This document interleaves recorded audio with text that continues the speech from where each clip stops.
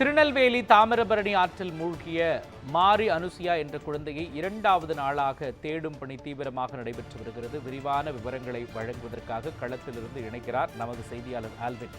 Alvin, 2வது நாளாக சிறுமியை தேடும் பணி தீவிரமாக நடைபெற்று வருகிறதே, இந்த தேடுதல் பணியில் எவ்வளவு பேர் ஈடுபட்டிருக்கிறார்கள், எந்தெந்த துறைகளைச் சேர்ந்தவர்கள் ஈடுபட்டிருக்கிறார்கள், சொல்லுங்கள்.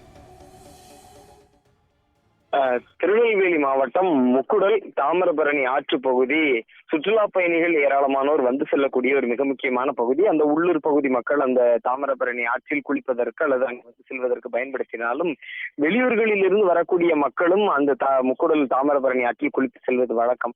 அந்த வகையில் தான் தூத்துக்குடி இந்த பொங்கல் விடுமுறை தொடர்ந்து நீண்ட விடுமுறையினுடைய காரணமாக குடும்பத்தினரோடு தூத்துக்குடியில் இருந்து வருகின்ற ஒரு 15 பேர் கொண்ட அந்த ஒட்டுமொத்தமாக அவர்கள் குடும்பத்தினர் முக்குடல் தாமிரபரணி ஆற்றில் நேற்று மாலையில் குளித்திருக்கிறார்கள். அப்படி குளித்த போது 6 பேர் அந்த தாமிரபரணியினுடைய ஆற்று பகுதியின் ஆழமான பகுதியில் மூழ்கி இருக்கிறார்கள். அதில் 4 பேர் பத்திரமாக மீட்கப்பட்டு விட்டார்கள். 2 சிறுமிகள் வைஷ்ணவி, அதே போன்று மாரி அனுசியா என்ற 2 சிறுமிகள் நீரில் மூழ்கி மாயமாகிய நிலையில நேற்று உடனடியாக அங்கு தேடுதல் பணிக்காக வருகின்ற தீயணைப்பு மற்றும் மீட்பு படையினர் அவர்கள் நேரடியாக அந்த தீவிரமான தேடுதல் பணிகளை மேற்கொண்டு நேற்று மாலையிலேயே வைஷ்ணவி என்ற சிறுமியினுடைய உடலை மீட்டார்கள். தொடர்ச்சியாக இன்றைய தினம் 2வது நாளாக நேற்று மாலையில் இரவு நேரம் ஆனதனுடைய காரணமாக தேடுதல் பணிகளை தொடர்ந்து மேற்கொள்ள இயலாத காரணத்தால் மீட்பு பணிகள் 2வது நாளாக இன்று காலை தொடங்கி இருக்கிறது.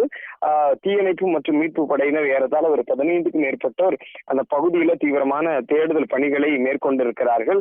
கூடுதலாக மீட்பு படையினர் தேவைப்பட்டாலும் இன்னும் அந்த நீரினுடைய ஓட்டத்திற்கு ஏற்றாற்போல் தாமிரபரணி ஆற்றினுடைய தேவைக்கு ஏற்றாற்போல் அந்த குழந்தையினுடைய எடையை அளவிட்டு அதற்கு ஏற்றாற்போல் அந்த நீரில் போட்டு அது எந்த திசையை நோக்கி செல்வது என்பதை எல்லாம் ஆராய்ந்து அதற்கு ஏற்றாற் போலும் அந்த தேடுதல் பணிகளை தற்போது தீயணைப்பு மீட்பு படையினர் மேற்கொண்டிருக்கிறார்கள்.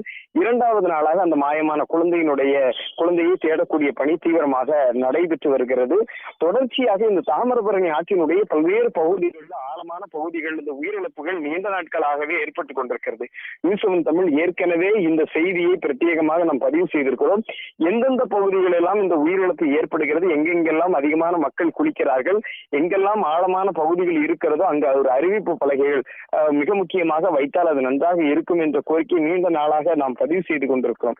அதற்கேற்றாற் போல் இது போன்ற அந்த முக்குடல் பகுதியில அவ்வப்போது இது போன்ற நிகழ்வுகள், இந்த உயிரிழப்புகள் ஏற்படக்கூடிய ஒரு நிகழ்வு இருக்கிறது. அது முக்குடல் பகுதியில் மட்டுமல்ல, தாமிரபரணியினுடைய நீண்ட நெடிய பகுதிகளிலும் இது போன்ற நிகழ்வுகள் நடக்கிறது. அந்த இடங்களை எல்லாம் கண்டறிந்து ஒரு எச்சரிக்கை பலகையை மாவட்ட நிர்வாகம் அல்லது அந்த பொதுப்பணித்துறையோ அந்த துறை சார்ந்த அலுவலர்கள் மேற்கொண்டால் மிகவும் நன்றாக இருக்கும் என்பது அனைவருடைய கருத்து. தொடர்ந்து தாமிரபரணியில் ஏற்படக்கூடிய இந்த உயிரிழப்புகள் இதுபோன்ற அசம்பாவிதங்களை தடுக்க அந்த அறிவிப்பு பலகைகள் அத்தியாவசியமான தேவையான ஒன்றாக இருக்கிறது. தொடர்ந்து எனினும் கூட அந்த சிறுமியை தேடக்கூடிய மாரி அனுசியா என்ற சிறுமியை தேடக்கூடிய பணி தொடர்ந்து நடைபெற்றுக் கொண்டிருக்கிறது. விரிவான விவரங்களை வழங்கியதற்கு நன்றி ஆல்வின்.